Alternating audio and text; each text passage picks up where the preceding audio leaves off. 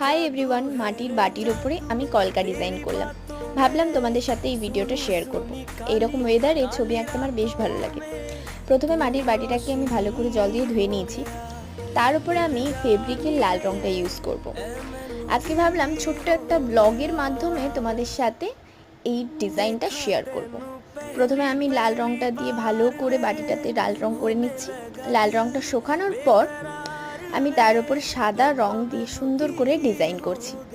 অনেক রকম ডিজাইনই মাথায় আসছিল, কিন্তু সত্যি বলতে আমার কলকা ডিজাইন করতে খুব ভয় লাগে। কারণ মেহেন্দির ওপর দিয়ে আমি ডিজাইন অনেক করেছি, তুলি দিয়ে কলকা ডিজাইন আমার ঠিক হয় না। তাও অনেক চেষ্টার পর মোটামুটি একটা পর্যায়ে আনতে পারলাম। তারপরে দেখছি সাদা রং দিয়ে ডিজাইনটা খুব একটা ফুটছে না, তাই হলুদ আর সবুজ রং দিয়ে খুব সুন্দর করে বিন্দু বিন্দু করে পুরো বাটিটাকে কভার করে দিয়েছি। তারপরে তোমরা তো দেখতেই পাচ্ছ খুব